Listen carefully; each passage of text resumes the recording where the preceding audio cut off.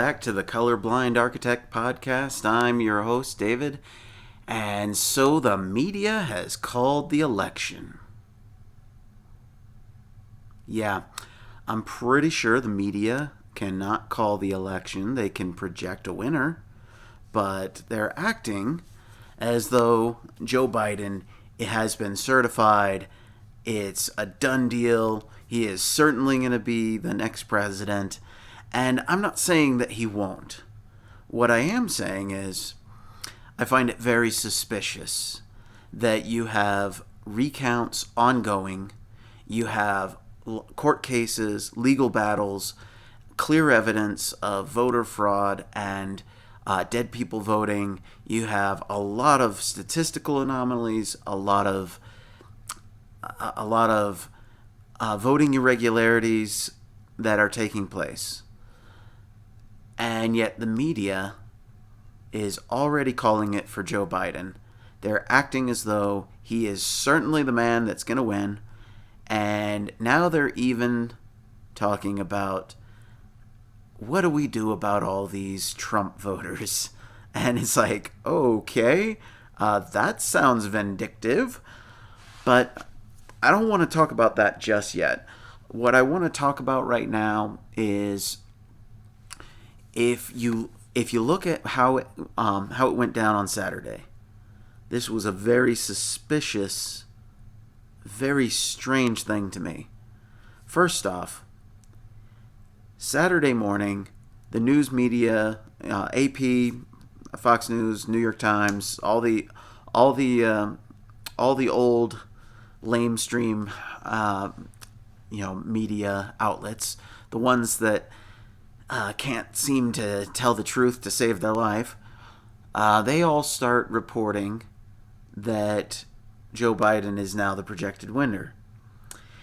And instantly, all these cities across the country just magically have people out dancing in the streets, celebrating. Okay, so here's my question.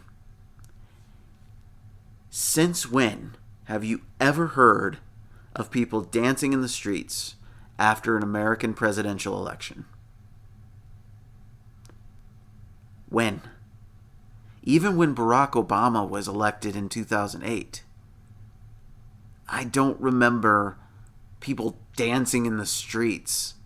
I mean, yeah, sure, there were people at the victory party, but I don't remember there being this mass jubilation, like a bunch of people just out there randomly going out of their houses. No, they were organized. They were organized. Like, that's how it works. You have an organized party for a victory, and there might be dancing at those parties, but it's usually planned in advance. Not this time. We're supposed to believe that people just randomly, out of the jubilation of their heart, went out to celebrate an 87-year-old geriatric who keeps saying really stupid stuff in gaffes becoming our president.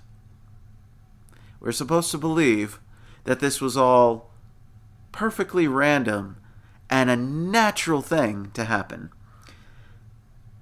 I'm calling bull. I think this was planned.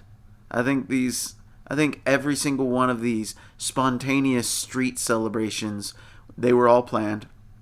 They were organized. I'm guessing that there was probably a bunch of Twitter threads going along, and whether or not it was planned by some central authority, or if it was just a bunch of Twitter users getting together and all saying, yeah, let's get out in the streets and celebrate. Okay, maybe. Okay, then here's the other part. There were camera crews from major news outlets already out there ready to take these beautiful pictures and videos of people hugging, cheering, celebrating, dancing. It seems contrived, because I even if you are happy that Ding Dong the Witch is dead, that Trump is losing, do you really hinge your happiness on the presidency so much that you go out and celebrate in the streets?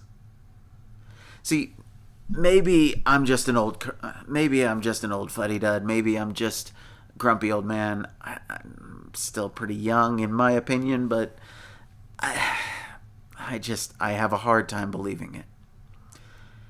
Now, on to the next part. Alexandria Ocasio-Cortez and many other leftists like Robert Reich, and now even mainstream news media outlets are now talking about um, making lists of people who enabled Trump, who supported Trump. There's even some people on the left talking about, what do we do about these 70 million Trump voters? And um, I'm a little bit speechless at this because I'm like, okay, first off, you haven't won the election yet. It's still not final. Second, since when did you all of a sudden become Maoist? I mean, that sure sounds like a cultural revolution type move where you basically kill anybody who disagrees. Um, I'm just saying, it's not exactly an American response. It's not exactly it's not exactly the way that we do things here. We forgive people. Here in America, we forgive others. And when it comes to, I mean, even after the freaking Civil War, come on, people. After the Civil War, you had an entire half of the country that had rebelled, left the Union, fought to try to defend slavery, killed countless people. Now, of course, countless people on their side also died, but in the end, after that Civil War, what happened? Well, President Lincoln, he very wisely said, no, we need to forgive. We need to move on. That's the most important thing that we can do is anytime we have these electoral contests, we should not be holding grudges. We should not be mad at the people who voted differently than us. So I think that's something that's really disturbing. And I am really worried about our nation if these people are allowed to have any ounce of power. I don't know that Joe Biden is on board with any of these people who are talking about, um, you know, payback for those that supported Trump. And just to any of them who might be watching, especially you, YouTube, just a reminder, in 2016, I voted third party. I did not vote for Donald Trump. Just saying. And I was not. So I'm not a Trump supporter. I've never donated any money to him. Now, did I vote for him in 2020? Well, it's a secret ballot, so I'm sure you can probably guess, but I'm not going to say. Just because I shouldn't have to. It shouldn't matter. Okay? It shouldn't matter who you vote for because it's a secret ballot. It's something that this is between you and God. When you're making these choices as a voter, this is a sacred duty. And you should be selecting regardless of whether you think, regardless of whether you just go down ballot one party or if you, like 30% of Biden voters only marked Biden for president somehow and then went back to your cemetery where you live. But oh wait, did I say that out loud? Just kidding. Anyways, no, the regardless of how you vote, so long as you are very prayerfully considering the choices, that you're prayerfully considering who you're voting for and why. Are you actually praying about these choices? Are you actually thinking deeply about why do you want a particular candidate, or why are you voting a particular way on a constitutional amendment? One constitutional amendment that kind of bothered me here in Utah, that did end up passing, was an amendment to replace any reference to man when it refers to all mankind, and replace it with man and woman, or like people, or some way of saying it. Now, I wasn't in principle against it. What I was against was the fact that it was a very vaguely worded constitutional amendment that did not actually provide the entire text of the Constitution that would be revised. This is very problematic, because anybody who understands how the law works understands that the text matters. If you alter the text, it changes the meaning of things. So, for example, let's say you get down into the Constitution, the text of it, and maybe there's a part of it that says that marriage is between a man and a woman, because a lot of states had that in their state constitutions. Now, maybe it's already been strucken out. I don't know the Utah Constitution as well as I should. I do know the U.S. Constitution fairly well, but what I can say is, let's say that was a line in the Constitution, and then in the amendment that we just passed, now you're going to change every instance that's supposed to mean all mankind to people or person, or something to the effect.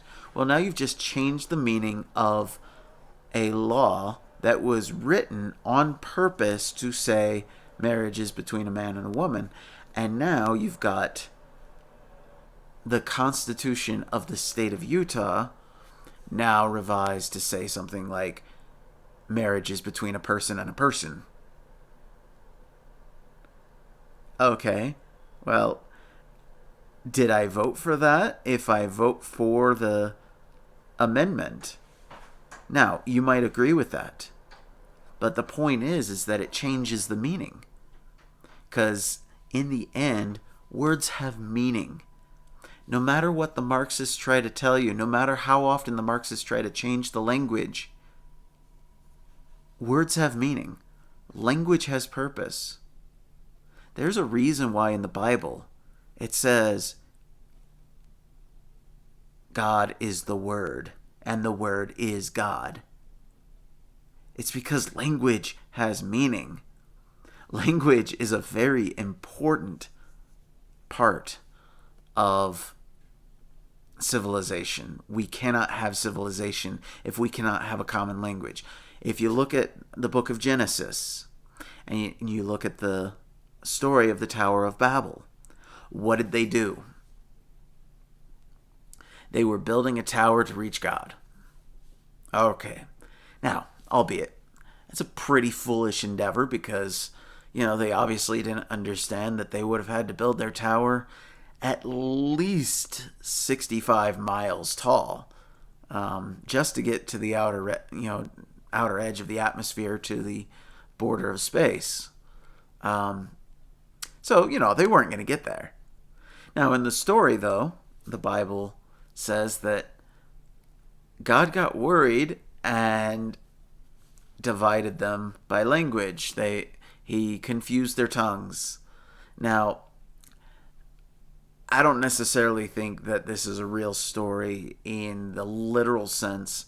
I don't think that God literally went in and said, "No, we're going to change all your languages and confuse you." I don't think that's how it works. However, it is an important story to understand that if we're united, nothing can stop us. Now, the danger is if we're united under an incorrect principle, we can be going in the wrong direction. So take, for example, the Tower of Babel. They were going down a wrong direction. Why was it a wrong direction? Well, because it was a foolhardy thing, and it wasn't just that it was foolhardy, it was also that it was deleting God from the equation. It was saying, hey, we are equal to God, we are better than God, and we're going to build this tower. It was hubris. And any society that allows their hubris to get to a point where you are going full force into projects that you have no idea the ramifications of. I mean, artificial intelligence would be a great example in our modern day, right? In our modern day, there's a lot of people, going full force trying to build out artificial intelligence with absolutely no concern or care for what that effect is going to be. How is it going to affect society? How is it going to affect the future? It could be all sunshine and lollipops. But we need to be carefully thinking these things through. We shouldn't be just blindly going into the future saying, yeah, all this is great. All this is great. There's nothing bad here. Nothing to see, right?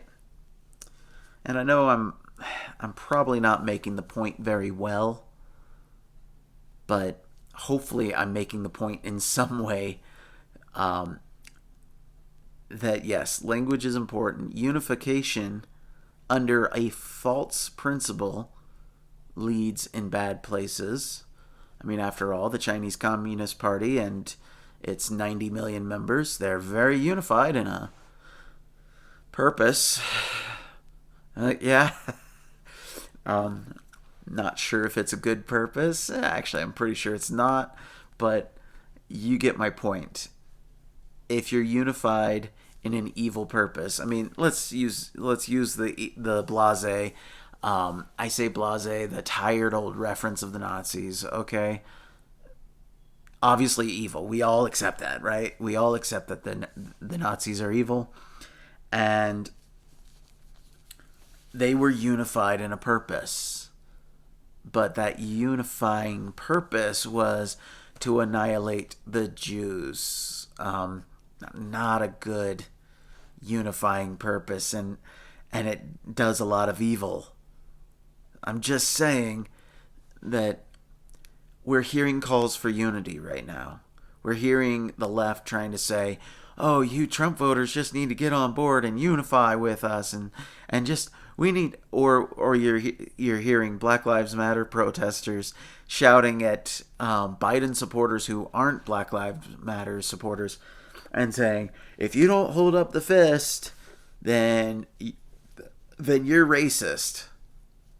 And they're calling for them to unify with them by raising the fist. Unity is a good principle, but when twisted for an evil end, it becomes a very, very dangerous and evil tool. And that is what I'm trying to warn against. Right now, I believe it is imperative that Trump and Giuliani and everybody who is on the side of freedom and righteousness and trying to get And I'm not saying that Trump is righteous. I'm saying that he is on the side of freedom and justice. For all those on the side of freedom and justice who are not Marxists, we all need to support the idea of free and fair elections. Now, free and fair elections, everybody talks lip service to it, but are we actually honest about it? Are we actually going after it? Are we actually fighting for it? Or are we just saying, yeah, dead people voted in Chicago? I mean, well, not this year. It was dead people in Detroit and Philadelphia and Milwaukee. Wait, did I say that out loud? I mean, and, here's the thing. It's already been proven that there were dead voters in this election. Now, was that actually enough to turn the election towards Biden? That's what we don't know. But we do know that there are anomalies. We do know that there was a software glitch with the Dominion voting systems. We know that there were mysterious ballots that arrived at 3 or 4 a.m. on Wednesday morning that were mysteriously 100% Biden in Wisconsin, Michigan, and Pennsylvania, and Georgia, and in Fulton and Cobb counties. There were also counties in Virginia that had mysterious ballot drops that showed up late in the day that seemed to be 100% Biden. Again, these are observations based on what I saw on the news and through various media sources. I don't know the veracity of any of them. I want to make that very clear. I do not know the veracity of any of this stuff. What I do know is for the sanctity of our elections, and I say sanctity because our elections are sacred. It's a sacred trust that we're granting as the people, we the people. It's not the government. It's not the politicians. It's not the elites. Okay? We the people. In order to form a more perfect union, establish justice. And you know the rest of it if you've read the preamble to the Constitution. But it's we the people. We're the ones granting the power. So if we're living in a state, first, we are granting the power to our state government. And first and foremost, we're granting that power to our state legislature. In all of these cases, the legislature is the primary branch. If you look at the Constitution of the United States, the Congress, that's the first one that gets talked about. Why? Because it's the most important. It is the most powerful branch. It is the one that has the power to declare war, levy taxes, and so forth. So, it's we the people. We're the ones who are supposed to be the ones deciding. And so we grant that power to others in the form of a republic. So this is not a pure democracy. If it was a pure democracy, we would all be voting on every single frickin' issue. And it would be a pain in the butt because you've got these big, huge bills. And could you imagine? I mean, we have a hard enough time getting people to vote just for president. Imagine getting people to vote on Bill 1573, or whatever it is, right? And let's say it's a 200-page bill. Are we actually, would we actually as voters have the time to read over all these bills? That's why we hire Congress in the form of elections. We hire our state legislatures in the form of these elections in order to pay them a salary to do the job of representing us by reading these bills or even authoring these bills and making a conscious choice. So it is a sacred trust. I want to say that again. It's a sacred trust. So to any people engaging in electoral fraud or being careless, even just if you're careless about the means at which you count the ballots by not verifying signatures, not verifying voter ID, not verifying that these are legal voters, not verifying that they actually still live in the district or are still alive. Okay? If you, as an election official, a ballot counter, or an election judge, if you are not maintaining the highest respect for the sanctity of the election, then you are a criminal. Because even just being careless in the counting of the ballots is being criminal, because we are trusting you.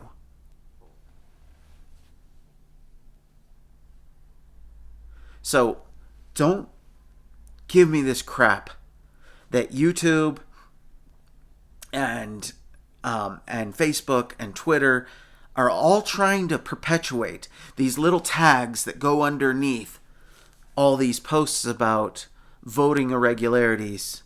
And they're saying stuff like rigorous safeguards protect the functioning of the election. What rigorous safeguards? Are you talking about the ones where dead voters are voting in Philadelphia? I mean,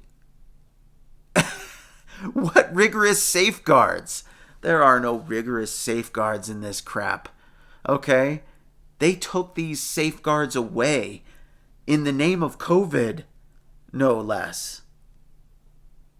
In the name of a pandemic, these people have stripped away our voting rights by saying, oh, but we need to make sure that every ballot counts. And don't you understand? It's a tough time. People are suffering. There's a virus out.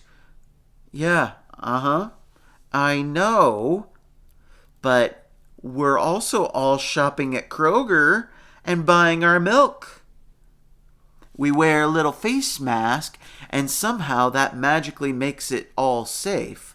And yet, we're not supposed to be voting in person? Now, here in Utah, I'm doubly pissed because they started this mail-in ballot crap 10 years ago. Now, first off, I don't remember this being a referendum. I don't remember this being a bill in the state legislature. I don't remember anybody asking me as a voter if I wanted to have mail-in ballots, universal mail-in ballots. They just started doing it all of a sudden. Just all of a sudden. Just randomly. Sending out ballots to everyone 10 years ago.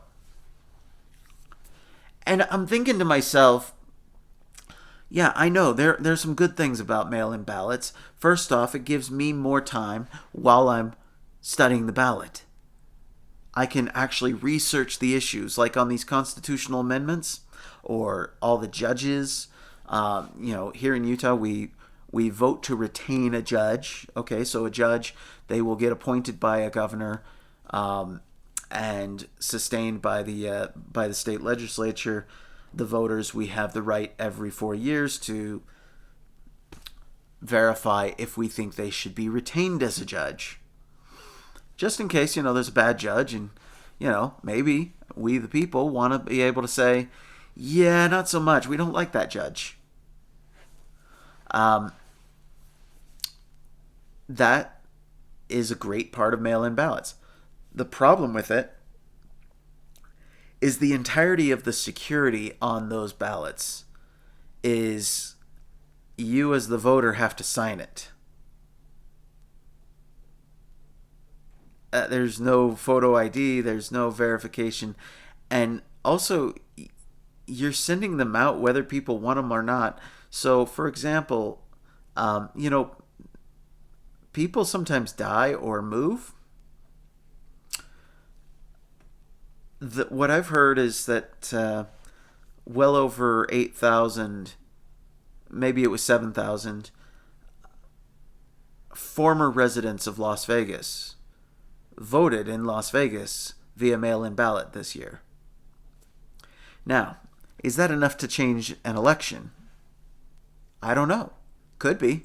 Sometimes these elections get really close. But the point is they're no longer living there. So they're no longer valid voters in that precinct. Now, are they a valid voter in the place wherever they moved to? Yeah, maybe. Now, maybe they moved after the registration deadline for their new home and they still wanted to have a voice in the presidential vote. So maybe they, voted that way. Sure, great. I'm open to that. And, if that's the way you had to do it because you couldn't get your registration, because let's say you moved from Las Vegas to Kansas and you did it in October. Well, October's going to be too late to register. You're not going to be able to meet the deadlines. You're not going to be able to get your ballots. So, but you have this mail-in ballot that you got from your old home. Well, I'd say, and I think that's close enough. I think in that situation, I'm fine with that. But if you've already moved, let's say it's several months, you've already been moved into your new home. If you have not registered in your new place of residence, then you are committing voter fraud because you are no longer a legal voter in the precinct where you used to live. That's the point. There's stuff like that happens. And do we really think that all these counties are actually accurately recording these things? Are they actually accurately verifying that every single person voting in a particular precinct is still a lawful resident of that place?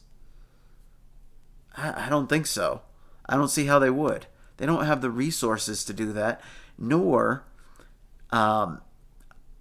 could they, unless they were a credit card company and then magically they know every fact about you ever, and then you get creeped out when you're filling out the application and they're asking you where your third cousin's sister lived in 2004. Was it city A, city B, or city C, on what address? And you're like, what the hell? How do they know this crap about me? But county governments typically are a lot less sophisticated and a lot less knowledgeable about this information, so I don't think that's fair. Anyways, I've gone on pretty long. As you can tell, this is a pretty hot issue for me. I'm really irritated that people are just blindly listening to the media saying that the presidential election's over, that Joe Biden is the winner, and I'm like, no, there's a constitution. We have a constitution. There's an electoral college, and that doesn't happen until middle of December. And even that's not final because the electoral college, once they vote, their vote has to then go to the House of Representatives for it to be certified. So this thing ain't final until January. So it's a little bit premature. Now, typically, in most election years, yeah, I get it. It's usually a safe assumption. But considering how many legal battles that are going to take place, considering how many recounts that are taking place, considering all the irregularities, statistical anomalies, things that just don't add up, considering all of this, I think it is way, way, way too early to be counting our eggs before they hatch. And with that, I urge caution. Stay safe, stay healthy, take care of your friends and family, and seriously, stay out of trouble, and don't listen to the news media. At least not with credulity. I mean, yeah, listen to the news media in terms of, yeah, okay, that's interesting. Now I'm going to do my own research and double check because I don't want to have wool pulled over my eyes. Do your own research. And with that, I say until we meet again, and I'm the colorblind architect. Peace out.